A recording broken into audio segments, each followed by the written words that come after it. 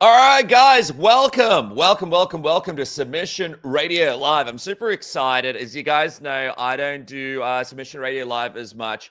I only do it when there's a special guest or a special episode to do, and I feel like I have just that. I'm going to introduce him in just a second. Before I do, I'm Dennis Karatov. If you guys get an opportunity, please hit the join button. You guys can join up, become a member. It really helps out the channel. The other thing I want to tell everybody is that the show is brought to you by Manscaped. They're good people. They've supported the show for a really long time. Look at this, the White Hot 5.0 lawnmower. Enough to burn those pubes right off. You don't even have to use it. You can just look at it and it gets the job done. This thing is so good. You get 15% off and free shipping with the code word submission. Help out the show. And, you know, Manscaped, long-time supporter of MMA in the MMA space as well. So anyway, make sure to get this. Sort yourself out for summer here in Australia. No one likes a hairy bloke down to the beach. And let me introduce my next guest, or my first guest, my ultimate guest. It's been a minute since I've had a chance to chat to him, but he's been all over the place, working his ass off. And I'm so excited to have him back here so we can react to some of the stuff that's been going on and sort of break down some of the stuff that's coming up. But there's some sneaky fights happening, and I can't wait to break it down with him. And then a little bit later in the show, sort of in about 20-something minutes, my good friend Laura Sanko, she's going to join us as well. A couple of things to talk about with her as well. But without further ado, Chuck Mindenhall, the Iceman. Welcome to the program, my friend. It's great to have you, dude. I like that nickname, Harry Bloke. I think I'm going to go with that for my fighter name. What do you think, man? I mean, it just depends what's downstairs, Chuck. You know what I'm saying? So we're going to have to tomato patch. We're going to have to grow some stuff out. We're going to figure it out. You don't really have a beard. You know, do you have chest hair? I don't know what's under that hoodie. You got to have the chest hair. No, I'm not that hairy, but it's good to see you, man. It's been a minute, so and I feel I feel like we've tried to connect here and there, and it's good to stop in every couple of months. You know what I mean? So let's roll this thing. This is fun. This is special. By the way, we got a person signing up, Cosmo Kramer. Thank you so much. I love the user. I love the character. What's not to love now? He's a member. Also, Dave, let's go Submission Radio, Manscaped, you hairy blokes. All right, there you go. It looks like that's happening. Chuck, there's a few things happening in the world of MMA. I want to get started by talking about a couple of these fight announcements, man. Merab was Ariel Helwani's show and kind of learned about the fact that he'd be fighting Petr Yan towards the end of this year. Of course, this sets a whole number of records, but I just want to get from you your reaction. Merab going back to the well so quickly, man, in December. Do you like this? Is this what you should be doing if you're Merab, or is this a little bit too much? Is he not really thinking about the full picture here? It's a lot in the sense of like what we're used to. Our conditioning is that, you know, a guy who's defending the title, a woman who's defending the title, champion, you know, they're going to show up once or twice a year, usually twice a year, right? So to kind of get a situation where you get a guy who you can't feed opponents too fast enough, so fast, in fact, that now he's going through the rotation again. Like some of the guys, like obviously Petr Yan, you mentioned he's the next guy. That seems really kind of crazy to me. But at the same time, you know, I was at that fight. I was cage side for the Sandhagen fight, and it was so one-sided. It was such an onslaught that you wonder if he took any real damage whatsoever. It seemed to me, even looking at him on the show, which was like maybe a couple days, it was maybe like 7 or 8 days after whatever it was, the fight, he's in mint condition. So I'm in the sense of, you know, I was talking, I know that the only it's funny to look back on this now, if he breaks this record, which it looks like he will. He's never pulled out of a fight, 4 title defenses in a year. And you think back to the beginning when he's fighting Umar Nurmagomedov, and I remember I made a visit to him and John Wood at Syndicate out there in Vegas. And they were very reluctant with that timetable because he wasn't entirely healthy. There was a lot of, you know, there was, you know, the Georgian holidays were kind of coming up. He was very mad that he had to be on that. And the fact that he not only did that fight and won it, but here we are at the end of the year now contemplating his 4th title defense in this year is pretty astounding, man. I did a column on it at Uncrowned, and, you know, even as I'm writing it, it was like, this dude is not real. Like this is some superhuman type of stuff here.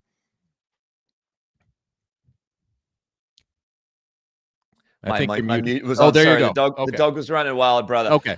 It's an interesting one because, and I'd love to hear people's thoughts in the comment sections. By the way, throw in your questions as we go, and me and Chuck will try to get to it as we can.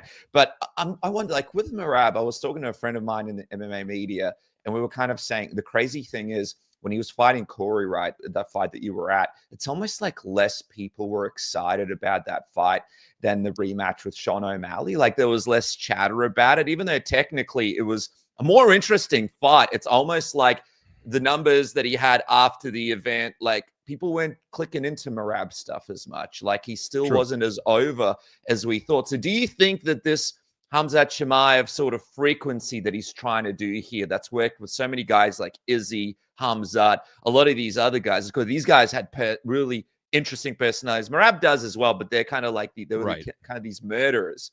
But do you think if he comes back in December, gets it done impressive against Petr Yan, does that grow his name? Does that make him bigger with the fans? And does that sort of it's not completely it's not completely unprecedented, but it's close, right? Because there's this little bit of this idea that he's going to kill everybody. And this wasn't, like I said, if you go back less than 12 months ago, I mean, we'll go back 10 months ago to the Umar fight, a lot of people thought he'd lose that fight. That was the one fight I thought on his calendar as it was coming up where you're like, I'm not sure if he's going to be able to beat Umar. Like, because the Nurmagomedov name being what it is, everything else, he carried that chip on his shoulder. He was able to do it. The problem now is there seems to be this gap between him and everybody else in the bantamweight division. I was writing about this very thing.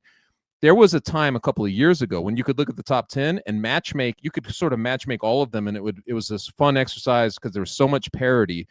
Merab certainly looked like a killer even then as he was coming up, but I'm not sure any of us thought that he would make the leap so profoundly that the rest of the people in that division would just be kind of like looking up at him, nowhere near close to, being able to compete. Now that's just the perception because he's just steamrolling everybody.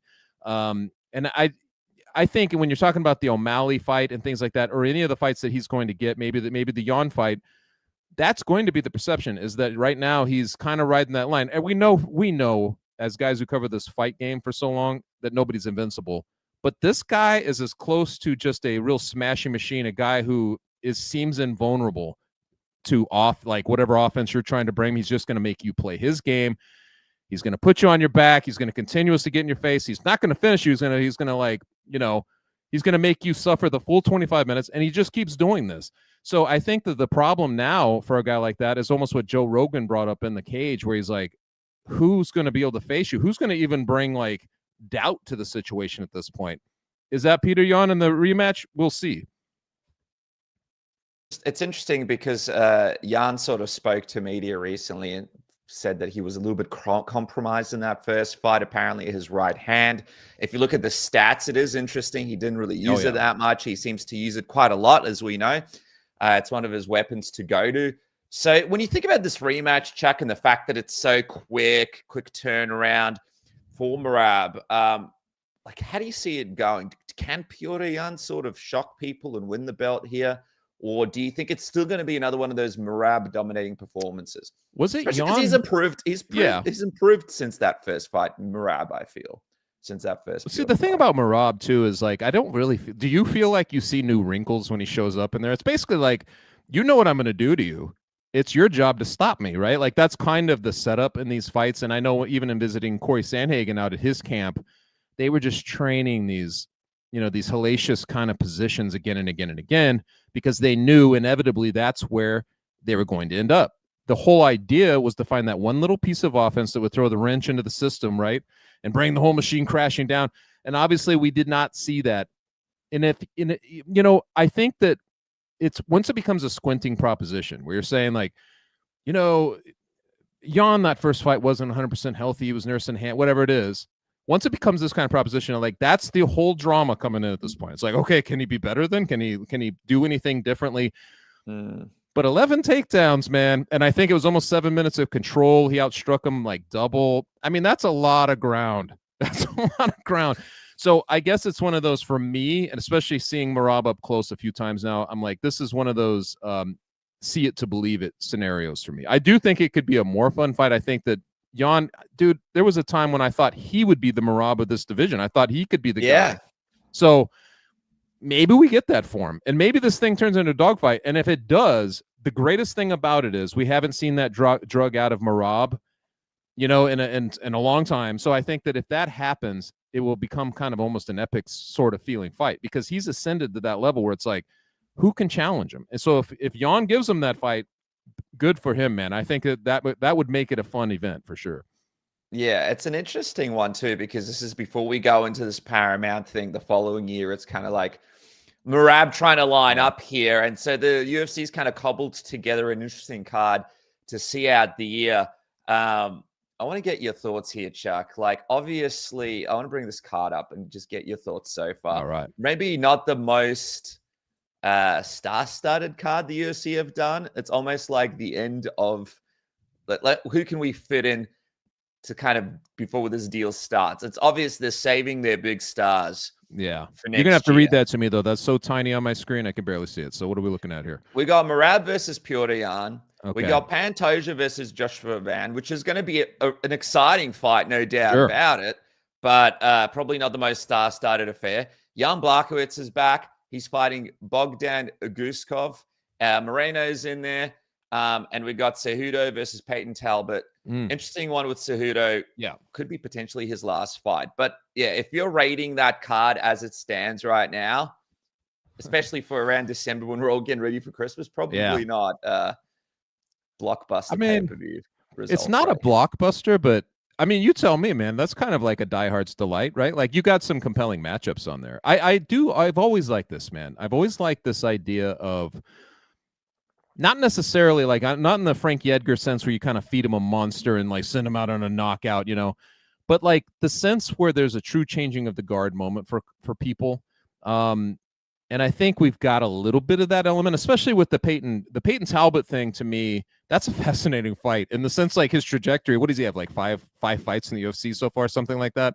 He gets exposed in a big time way against Barcelos, and it's his wrestling, right? And he's this very irreverent young kid, almost smug in the way he handles himself, but very artistically thinking and all this. But he comes back and he looks amazing, right? Like, he beats Felipe. I think he might have even been an underdog in that fight. And now he just kind of leaps into this, like, this kind of this battle with this guy who's got like a legacy fighter. I think that, for a while they were like, maybe Cejudo's going to belong on the GOAT list, all this stuff, or for a minute there, because he's a 2-division champion and all this. And I know he's older than Cejudo and all that stuff, but it's very fascinating because I've never contemplated it. When they made that was the one fight announcement. I was like, wow, I didn't see that one coming. It's very interesting, isn't it? Yeah, it's 100%. So, I mean, if you like that sort of thing, which I do, to me, that's a compelling thing. I also, you get a guy as young as Joshua Van kind of coming for it. I love it. I know if he gets in there and he gets crushed in that fight, like, we'll be like, oh, it's too much too soon. Why did they do that to that guy? But if he goes in there and he either competes or he gets it done, I mean, that division hasn't had a lot of stars. I feel like they might have one in that situation. It's crazy though, because it's like Pantoja, dominating champion versus Van. Could he do it? And then I almost feel like, even though Jan, former champion in his own right, it's almost like if he gets it done against Merab, it's like, whoa, Jan defines the odds of a Merab and gets it done. And I feel like with Talbot as well, I don't know. Like, you mentioned Cejudo and the GOAT thing. Here's Cejudo's record as of late. So he has lost in the last few fights that he had. And, losing to Merab, losing to Aljo. The Aljo one was a splitty. But then, obviously before that, he went on an absolute tear. Yep. An absolute tear. And that was a long time ago now, though. You look at that. Well, we're looking at 2020. I know, dude. 5 years ago. Yeah. It's Dominic Cruz who, I think Cejudo is a guy who, it's been kind of refreshing with him out of the spotlight. I'm not trying to be an asshole, but like, he's, he was known for the kind of the king of cringe and all that stuff. And there was a shelf life to that kind of thing. And I think him kind of being away from the spotlight kind of makes you kind of, you look back on him a little more fondly as you go on, because his legacy was intact. He did some good things. Resurfacing in this, it'd be interesting to see. I do think that he's a guy, he's been a competitor his whole life. Obviously, like, man, the guy has done so many different things, from the Olympics onto MMA. And I'm guessing he's still going to come in there in pretty damn good shape. Like, and he's probably still going to have a very good competitor's edge. So I'm not looking at this as like some kind of like, we're going to feed, we're going to feed the juice of this guy that we had who's going on the ice flow anyway, and we're going to feed him to this young monster or something like that. This really doesn't have that feel to me. It feels like a litmus test for the young kid. And honestly, I still, if I'm picking it right this second, I'm probably taking Cejudo. Is it interesting because this could be his last one? I saw some headlines there where Cejudo is kind of hinting towards this being his last fight. This is being it for him. So if this is his last fight, Chuck, what do you think? Like Peyton Talbot, is this a good way to? Well, I feel like there's so many legends. Like I'm like, oh man, if Cejudo is going out for his last fight, do you give him a legend? But then is this like a WWE WrestleMania situation where they put in like the star with like a younger guy to get the rub and potentially hopefully win on the way out? I do think that there's a thought that way. There has to be, right? Like I do believe. And, even in talking to Peyton Talbot, I was talking about going into Syndicate when I went to Vegas to talk to Marab. But that same trip, I went to Reno. I talked to Peyton Talbot. I did this big feature on him. And I asked him, like, do you get the sense that the UFC really likes you? Because sometimes that happens. Sometimes people are almost tone deaf, like when it comes to this sort of thing. But like he was like, yeah, I do kind of get that feeling, like that they kind of want to give him the shine. And I think that if you're going to get, how do you kind of maximize giving a guy the rub who went through what he did as early as in January, whenever that fight happened where he lost and he kind of lost all of his shine for a minute. He comes back. He looked really good. Now you could do a complete 180 with Peyton Talbot if he comes in there and he beats a guy like Henry Cejudo. So do I think that the WWE formula is in play here? I do a little bit. Like the UFC knows a little bit more about what these guys are up to than we do. And maybe they know that Cejudo's on his way out. Maybe they think like this is the moment, for the young guy to get over. We'll find out. But I'm like, as I said, I mean, if all is kind of straight up the way that we know it, the way that we've always known Cejudo, especially, and the wrestling kind of, if he wants to wrestle, like we know that is a vulnerability of Talbot's, at least from what we've seen. I'd still give the edge to Cejudo. So it feels like a risky proposition if that's the thinking behind it. Yeah, a couple of questions here. People saying Cejudo trying to go out on a win. I have somebody in the questions here had a really good one about how maybe this should have been a fight against Aldo, Cejudo and Aldo final fights. Felt like both of the like. Aldo with that weird, like what a waste. That could have been big. I feel like you could have positioned that into that could have been in Brazil, dude. They probably could have done that. Wait, who was the guy? Week. Who was it that Aldo fought last? Right, it was like the Montreal card. It was an offbeat. Like they kind of threw him. Was it Zahabi? Was that the? Yeah, it was Zahabi, I think. Yeah, so it was Zahabi. It was in Canada. That was the strangest. And Zahabi is basically the same age as Aldo. People would not believe. It was UFC 315. They did it in Quebec, Canada. Obviously, Zahabi is from there. Zahabi is actually 37. Yeah, he goes as an interloper. Yeah, it just didn't make sense. 37 years old. And and then there was that scene of Aldo sitting there on the cage. Right. And it's just such a... for no reason. In the end, the way the UFC has treated legends, and especially guys like that, I'm just like, man... We couldn't do better than this because we knew, even though Aldo hadn't said it specifically, that he was going to walk away after that fight. The feeling was the writing was very much on the wall. And I think that you got to prepare for that, right? Like you got to say like, well, let's give him something here that if it is his last fight, that it's a little bit more ceremonious than just like, here, man, take a kick in the teeth in the other guy's home country while everybody's like, booing you.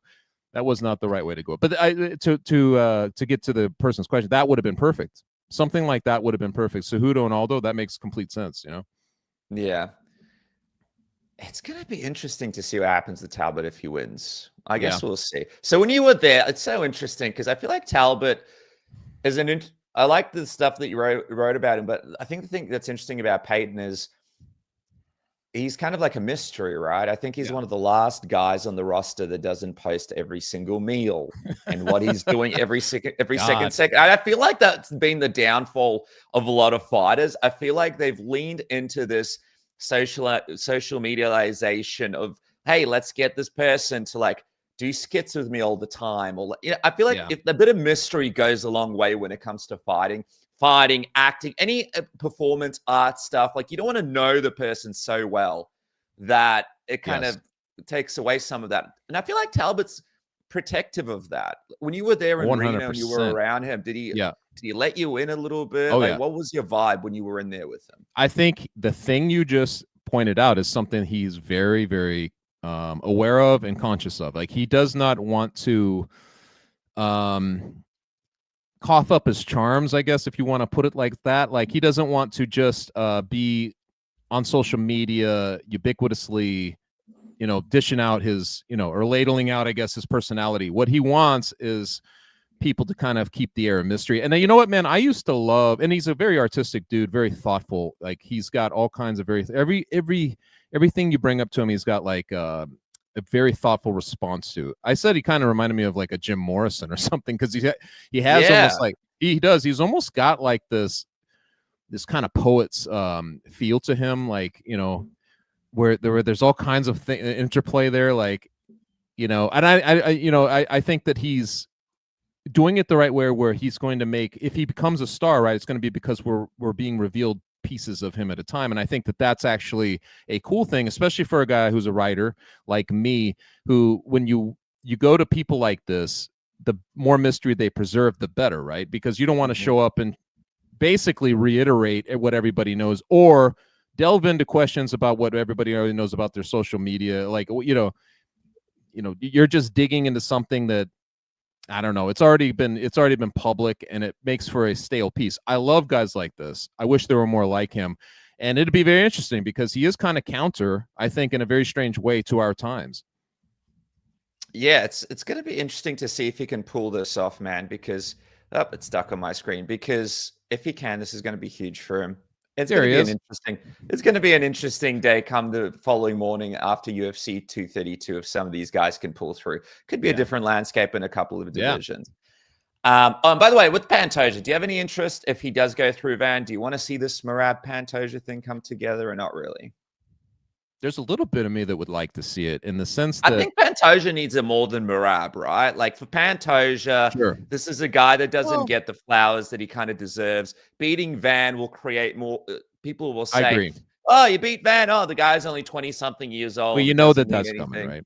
You know that's coming. There's never a good victory. There's no way he can beat Van. There's never a good someone victory. Will say like, "Oh, wow," you know what I mean? And the bottom line is, but if he goes through Van, I like this kid, man, and he just how he's still got that sheen of invincibility I always talk about, because it's like he's so young, he hasn't really experienced defeat in many things in his life. You know what I mean? So it's kind of like he's still carrying that, and that can be a magical element in a fight like this. But Pantoja goes through him, and I mean, that dude is a dog. And the greatest thing about it is that I feel like he has no sense of self-preservation. Sometimes guys get a belt, they go in there with a defense. There's something default in their mind that says, I must protect at all times the thing that I have. Meaning, sometimes you take your foot off the gas, or you don't put yourself into vulnerable situations in a fight. You just want to make sure you secure the win and keep the belt, right? Like, he does not do that. He goes right at the guys, puts himself in harm's way. And I think that, if he does that to Van, that's a fan favorite kind of. I think there's going to be more eyes on that fight, and I think that would kind of build. If he wants that fight and he gets on the mic and he really calls it out, Merab is right now, basically giving everybody their encore acts. If he's able to kind of keep his station there, fresh blood coming up. I mean, to me, that would be a very fun fight. I would love to see it, man. If all the cards play out just right, I would love to see that. Yeah, and we got Dalton here saying, remember that Merab won't go up in Fight Walk because of Aljo being there. Pantoja is Merab's only available super fight. Interesting you say that, Dalton. I don't actually know about that. I think that Merab would probably want to go up and fight Volk eventually, because if he gets through Umar and Jan, a couple of others, he'll probably want to stay active. And again, if Merab goes up and fights Volk and loses, what will people say, Chuck? They'll be like, yeah, of course you lost to Alex Volkanovski, man. You went up and fought him. The thing with that one is, I just don't think Alex Volkanovski will take the fight, because he's got so many fights himself that he wants to tick off. And I mean, dude, it's hard. It's hard. He's a really big name. He's only got a few fights left. I don't see him. Yeah, I don't know. It'll be hard. There's a part of me, man. that's just a little bit like, let Merab just keep kicking ass at bantamweight, because everybody does this. They get like the happy feet. Oh, I can make more money if I go up a weight class or whatever it is, if I go challenge this guy. Or, hey, the boxing ring. You know, they always get these batting eyes, these flirtations about these bigger money fights. He seems to be the only guy who's sort of like grounded and like, and everybody's trying to talk him into these super fights, but he's sort of like, nah, I'm cool right here. You know, people want to keep coming at me. That's great. I'll just keep beating them back. There's something refreshing about that, because you don't see a lot of those kind of champions right now. Yeah. And as much as people say, oh, moving up a weight class and losing doesn't kind of hurt your legacy, I just think that it does to a degree. Like, losing is losing to a point, you know, even though if you move up, it just kind of hurts it a little bit. And it's cool to see someone stick around in their division and get it done. It's just funny with Merab because he wants to fight all the time. If he went up and if he beat Volkanovski, I think that would just open up this whole door of madness for his life too. Like, that would, you know, there would be so many fresh matchups. But I'm cool with him, man. Spend another year, and especially if he's going at the clip he is now, which is impossible. But let's say that he's already talking about fighting in March. The dude's already like, he's already booking himself like a tour. He's already like, I'm going to do March. We'll do international fight. You know, I just think that that's refreshing, and UFC can lean on stuff like that too. And like, I think Dana has finally come to see the ways of appreciating a guy like Merab. And I'm going to have a chat with John Wood later today. And I want to find out from him, Chuck, like, how do you manage this Merab train? Because I'm sure a part of John's like, all right, like, let's take a minute. Yeah. Let's work on some stuff, because you can get carried away. You're always in a cycle of fighting. You can't work on your skills. You can't heal up. You can't take a break. And that becomes a negative. And we've seen that happen so many times, man. Even with Alex Volkanovski, who we were just talking about, maybe he shouldn't have fought. He got that massive contract for fighting Islam last second, but how much did that really take away? That did take away from him. And I feel like even on the second stint, you know, we should be celebrating him more, Volkanovski, for like being able to reascend. And I know that he didn't beat the guy, you know, the guy left, but at the same time, you're like, dude, it's very difficult to go back to weight class, especially after you've been knocked out and, you know, you've tasted the humble pie, all that stuff, and he gets in there and he wins, gets the belt again. I'm like, to me, his second act is fascinating at this point. Oh, dude, it's going to be so cool. It's going to be February, and we'll see who it's up against. Let me bring in a special guest joining us here. You know, for her amazing work on Dana White Contender Series. And she's also jumping into the next pay-per-view as well. Laura Sanko. I love the name. Look at this. No makeup Laura in the house. Welcome to the program. We had to get real with it. You're catching me at home, straight from the airport, sitting in car line watching my son do cross-country practice right now. So awesome. Perfect. A day in the life of Laura Sanko. This is perfect. Yes. Hey, by the way, Laura, congratulations from me and Chuck. How about this? UFC 321 on the commentary team. Oh, wow. Well deserved. By the way, one of my favorite commentators out there, Chuck. I'm not even just saying this because she's out here. I love the flow when you're on here. Congratulations about the news, Laura. How's it feel? This is going to be a big one. Thank you. Yeah, it is a big one. I've obviously known about it for quite a while. So it's funny. It's funny having people text me and saying congrats. And I was like, what are people congratulating me for? But yeah, no, very exciting. You were obviously there for the last big one. You made it quite the party for me. So I'm gonna miss having the submission radio party in Abu Dhabi. But yeah, it's a great card for me to call too. I mean, the main event is such a big deal, but the co-main event, you know, is obviously particularly interesting to me. Yeah, it's going to be a massive card. And Chuck, Laura's just saying, I made her a little pillow. Yeah, got her a little drink bottle. It was a weird one in Australia. I wanted her to be comfortable for it, and she did an amazing job. So don't worry, Laura. I'll make you something. Send it in the mail. Laura, can I ask you something? How do you get you travel?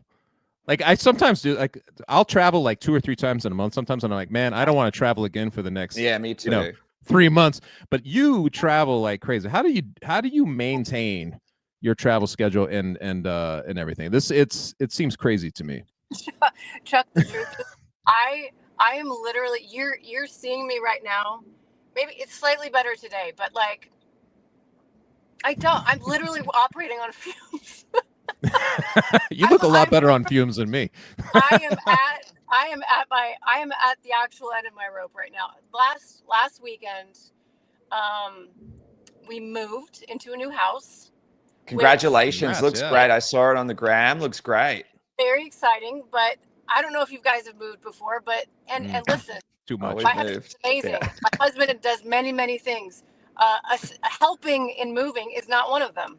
So that's up to me. My brother and his kids came to town. My son had a cross country meet. Wow. I don't like. I fainted on Sunday for the first time. Oh my Lord. My God, I'm not Laura. bragging about that, but like, I think we found. Congratulations. Yes. Welcome to the nervous breakdown that is being a part of MMA. maybe the rest comes when you're finally on an airplane and you can shut down for a few minutes then. I think it's that, and I think once I get back home from Abu Dhabi and my schedule settles down, just Contender Series just takes it out of me. And then if you add normal UFC activities on top of that, whew. I'll tell you, Dana White Contender Series as well this season. You've had some bangers. I feel like people have been watching that thing, and you've done a great job. And I cannot wait for UFC 321. You got some. You know what I love about this, Chuck? Just bringing up the card. When you look at the names on this card, right? A lot of great fighters.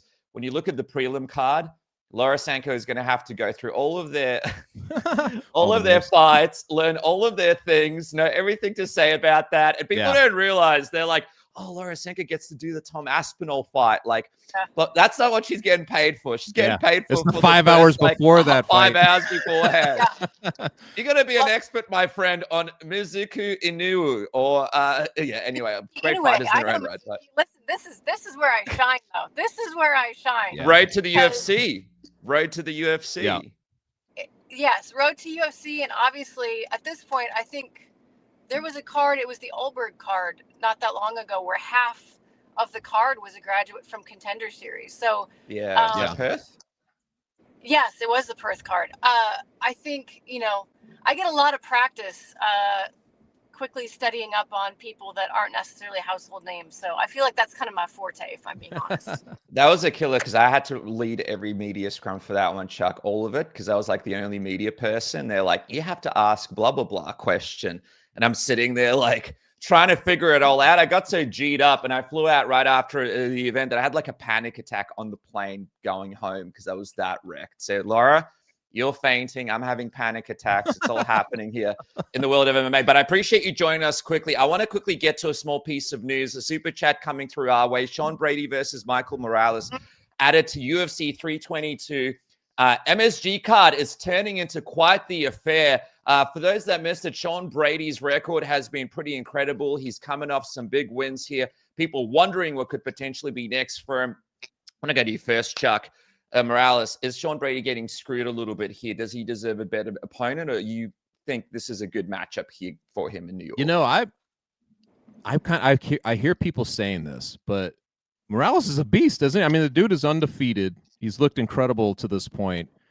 I'm fascinated by this fight. Like I guess I'm in the minority on this, but when they announced that fight, I was one of those guys who's like, oh my God, that's a banger. What did you feel that way, Laura? Like, I don't really have what do you reckon? It's a hard fight, but I feel like Morales just doesn't have the same name value as some of the other, like Ian Gary got, Bilal Muhammad.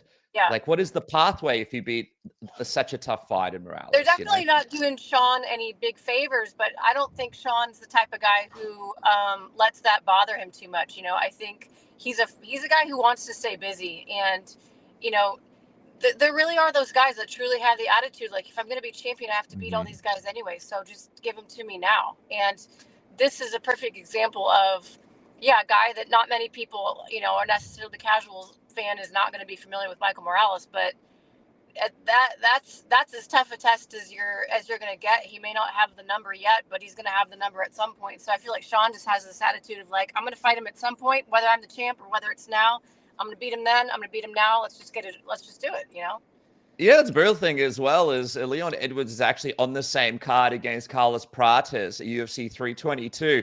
And it's always like that fight takes a little bit of the shine. Like, that is a more featured fight on the same card, even though Sean Brady had just destroyed Leon. You know what I mean? So if I'm Sean Brady here, I'm doing some MMA math in my brain. I'm like, all right, Islam wins. Maybe Topuria will try to move up, get a title shot. Ian Gary beats Bilal. He might get a title shot. Then who knows what's going to happen in this fight? Like, you got to have big admiration for for Brady, right? Like, just to be able to say, like, if you get offered, they told him basically, like, hey, this is the only guy on your list that is available. You want to take him or not? And he's like, sure, I'll take him. I mean, it's a minefield what he's going through right there.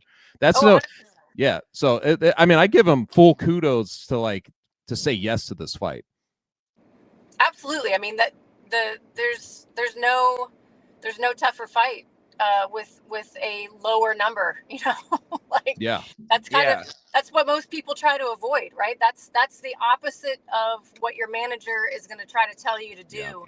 And yet, like I said, I think he has a belief in his abilities, and he has a belief that he will be champion one day, and is willing to take on the best challengers and the best prospects. I love the fight, though. I mean, just stylistically, I think it's fascinating. It should be a banger, like you said. And listen, for Michael Morales, talk about getting thrown into the deep end of the top of this division. Like, you know, he's been doing incredible things, but you fight Sean Brady, that's you know, Sean's, what is he ranked now? 3, 4? Let's have a look right here. Here are the rankings. Sean Brady ranked number 2. This is especially why he's getting screwed over here. He's fighting number 8, Michael Morales. I didn't realize it was quite that big of a gap. Jeez. Ian Gary, number 6, might as well be number 1, I think, because he'll like, Laura, who do you think, if obviously you know nothing about what's going on the back end of the UFC, you're not a decision maker, but if it was you trying to guess, who do you think is going to get the next title shot out of these contenders next? I'm going to have to bring the phone ugly close to my face to read this. Like, come on. I told Dennis this. It's like, dude, I can't see that. We got Bilal and Ian fighting. We've got Sean Brady and Morales fighting. I try to get an update on Abgai Shavkat. No updates there, which means there's nothing great going on. And then, of course, we got Ilya Topuria. He's like the wild card, right? If Islam wins in New York, potentially that's the next one. Who do you think is going to get the next shot, Laura?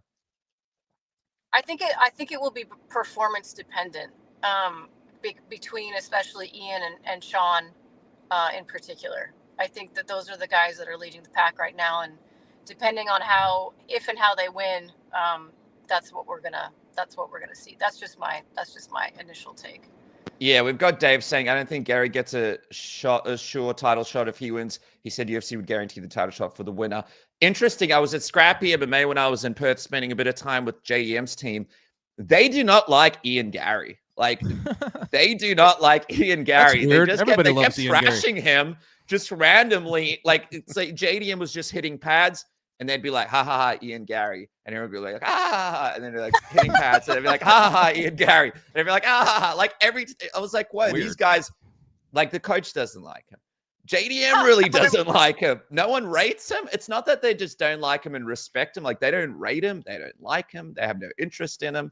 Chuck, do you think, though, this version of JDM that's training with Alex Okonovsky and Craig Jones as we speak at Scrappy MMA in Perth will go through Islam Makhachev in New York? Do you think he'll beat him?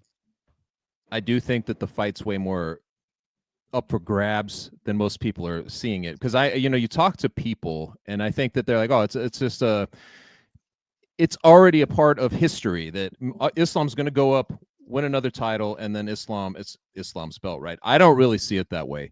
That's a huge gap. It's not your normal 10-pound gap. You know what I mean? So I feel like that plays into it. But let's face it, man. JDM, it's like when you get into, like, he's been a dog. Maybe I think that sometimes guys get off to a rough start because they're kind of pigeonholed into a certain kind of, fighting style or whatever. But dude, he keeps. I said the last time when he had his last fight, I'm like, I'm not picking against him again, man. Even in this fight, I'm like, I have a hard time actually just thinking that Islam's going to go in there and get this done in some kind of easy fashion. If he gets it done, he's going to have to go through a war, I think. Yeah. He's an interesting. Speaking of people not liking to do media, JDM is one of those guys that does not want to let you into his life. Had some interesting situations with him. Yeah, doesn't want to let it. And I think he's got a bit of a side to him that they're like, all right, like, we've seen some of the stories against DC. Like, this guy, he's not afraid to share his mind. So I think they're trying to play it safe with him a little bit. Just quickly, before we move on, I want to quickly get your take, Laura and Chuck, on this as well. Hamzat Chimaev doing a quick interview recently and talking about how he really wants to fight Alex Pereira. I just want to show you this footage from the Mac Live and get your opinion. Pois poderá sair Actually, Для меня, ну, никому не секрет, тот парень, который сейчас 93, если стойки с ним не заигрываться, для меня очень удобный соперник. Да, все говорят, он слишком... you know what? I'm going to stop this because you guys can't read the subtitles. So I will translate that for you. Yeah, I was gonna 'cause say, and he speak sounds like he was Russian. just like he just spent like 4 hours in an opium den or something. Yeah. So he's typical Russian dude. Like Yeah. they don't convey emotion when they speak. Trust me, I grew up with the family from there, so I understand. No love for me. But he wants to fight Alex Pereira. He thinks he's a good matchup for him next. He says he's the guy that he wants next. Like, Laura, when you hear Khamzat saying that he's so focused on Pereira, what does that mean? Do you think that creates an opportunity for that fight to happen? We saw Pereira say he has no interest in Khamzat, no interest in that fight. Do you think there's a chance we see it happen because Khamzat's so keen on it? He's got people to defend his belt against. Yeah, I don't see it. I don't see that in the cards anytime soon. I think he just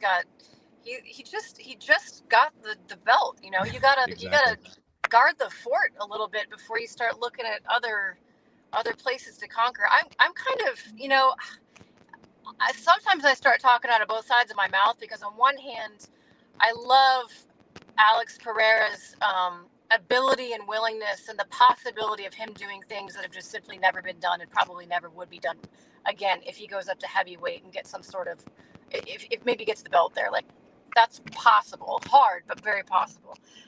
So on one hand, I love those big things, big super fights, big opportunities. But I'm also like, can we just go back to the days of guys like running through a division like Demetrius Johnson and just sitting on the throne and not fucking moving? Sorry, we're just talking about. We literally were talking about this with Marab. I was like, it's refreshing that you have a guy who's like, you know what? I'll just stay here at bantamweight. You keep feeding me. I don't really have an interest in bouncing around. Like, I think that's great.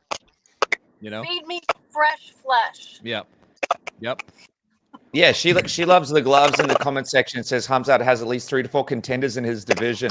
My man needs to chill. And of course that comes up because RDR and Brendan Allen are fighting this weekend. It's going to be an interesting one, man. RDR was kind of in this position, right? He was supposed to fight Fluffy.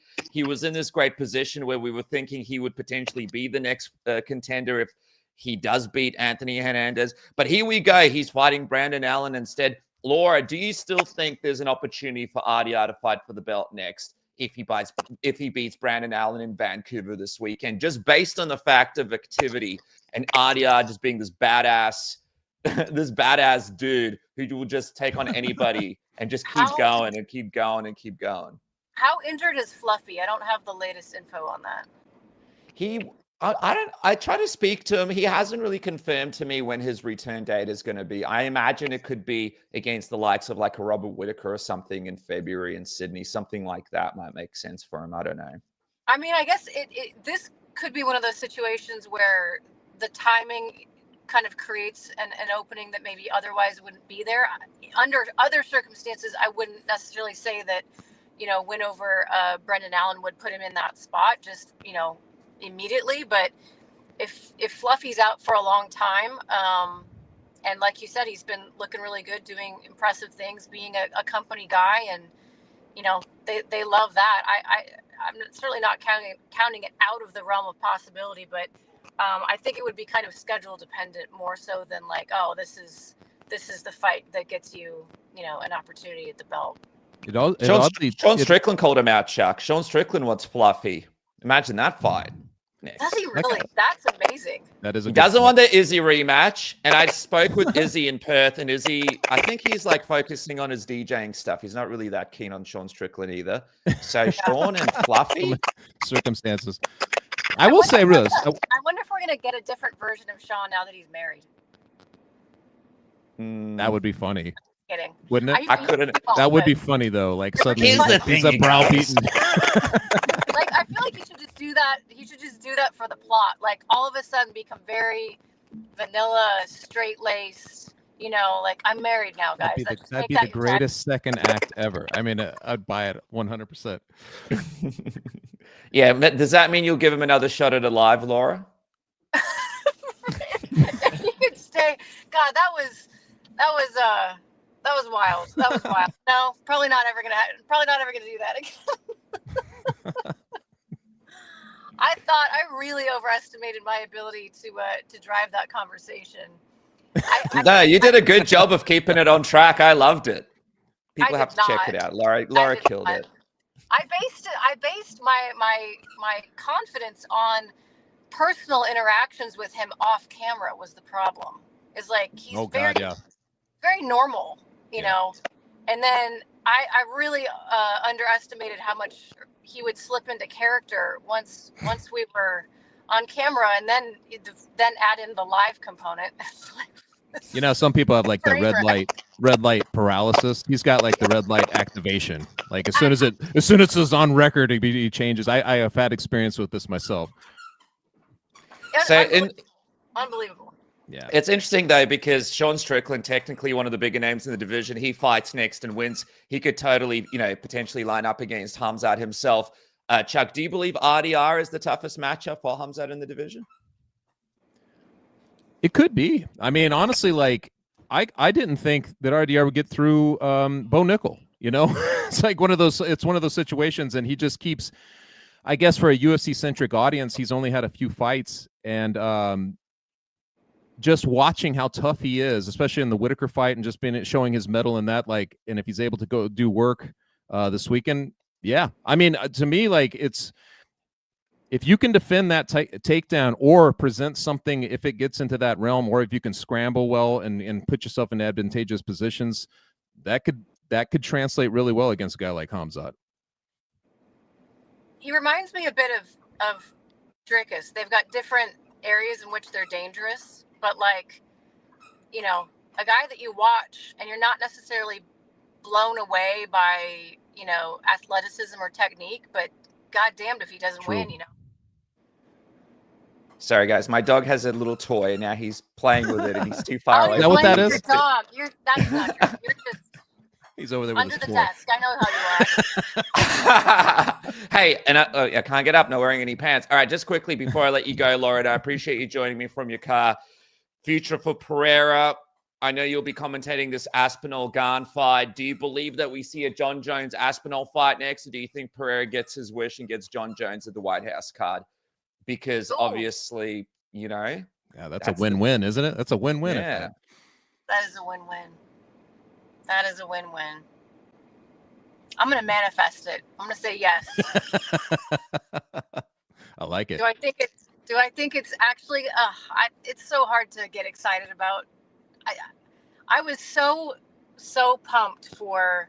I don't even want to say it. I'm so mad about it. I was so pumped for the Jones Aspinall fight. Like I was eating it up, and so I'm pretty salty and have been for a while about the fact that that's not happening. So I'm having a biased take right now, but yeah, I would love to see that. That'd be incredible if we could make that happen. But will it happen? I don't know.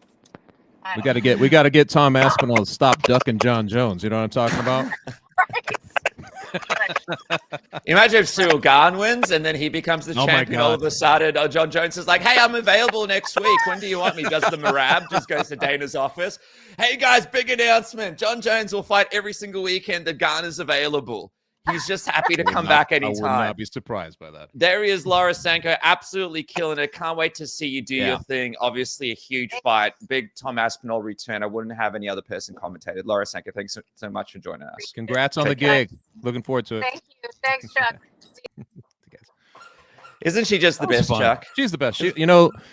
The last time I saw Laura was in New York on the stage when we were doing it was a couple years ago now with Ariel Helwani, and we're doing the Ringer show live at a theater out there around one of the MSG events. And she's so great.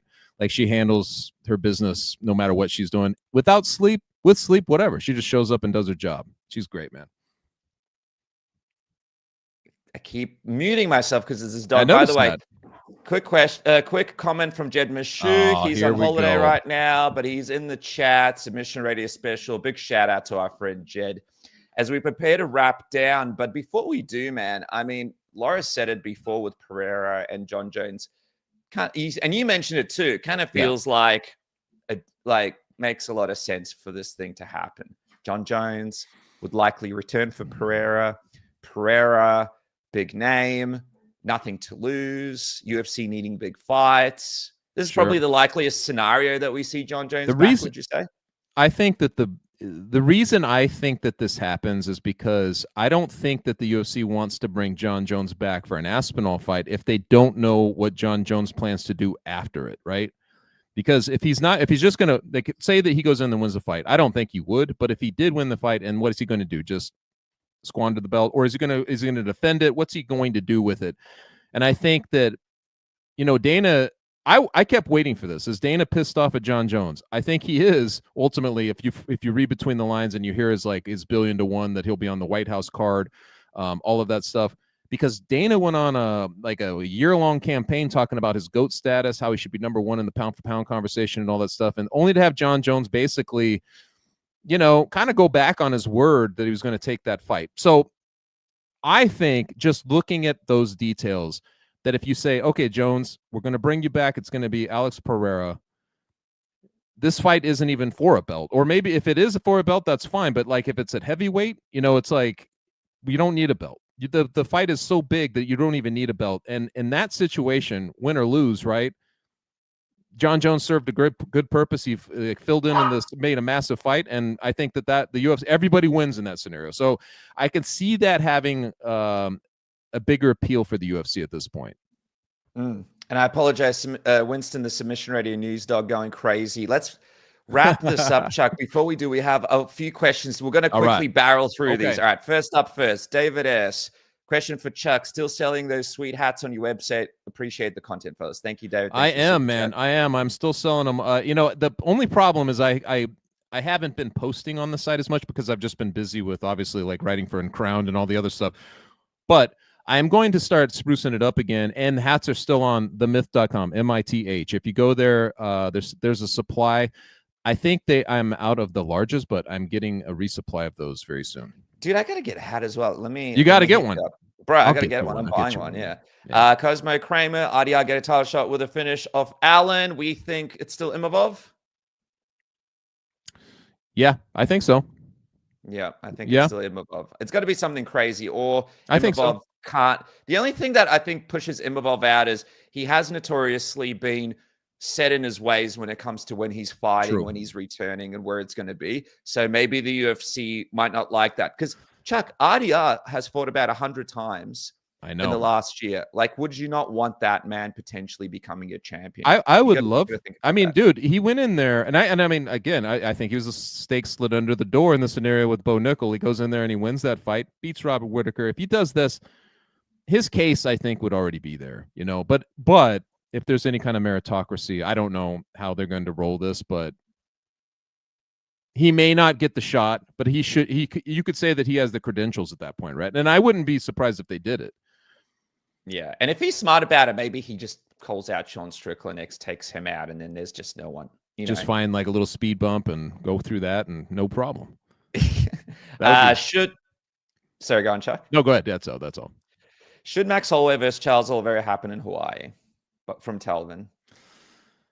I was watching Ariel's show, and he was adamant that it should. And it is funny, right? That they haven't gone there. Poor Max is out there renaming Detroit one of the the Hawaiian Islands, and Las Vegas the 9th island, whatever it is, because he can't fight in his home state. And at this point, you're like, dude, the guy's legacy, even Dana White did a show in Maine, a decade ago, just because he wanted to go up to Maine where he grew up. He wanted to have one in Bangor, Maine up there. There was no good reason for it other than he wanted to do it. If they want to put a show in Hawaii, they should do it. And that would be the fight. I think that would make it that much bigger. Dude, we have a lot of people asking us this. So do you think Jasmine gets a title shot at women's flyweight with an okay win, or would she have to finish Manson Firo to get it? Jasmine, I'm not going to try to say the surname. I'm sorry, guys. Yeah, Judavicius. I don't know. Vicious. I don't know. Sid Vicious' I've always struggled with her, but she's been on a roll, man. And the only problem is, nobody really puts away Manon Fiorot. You know what I mean? It's nobody looks good in their efforts either. I thought Aaron Blanchfield in that New Jersey show a couple years, or not even a couple years ago, last year, was going to be that first person who would kind of showcase against Manon. They were both in a similar, and instead she got completely shut down and just worked for 5 rounds in that fight. That's going to be a tough gig for Jasmine. But if she does it, even if it looks ugly, I think the fact that she survived Manon Fiorot should be enough. Probably, that's a tough out, man.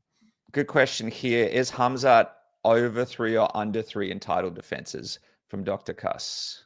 Well, 3 might take him 8 years at Yeah. this point. So Do you think that's the that big is problem here? Do you Yeah. think that's the big problem here? Very different from Dricus du Plessis, who's Sure. just like constantly ready to go. if you could calling get out him to big fight names. twice in a year, that'd be a lot.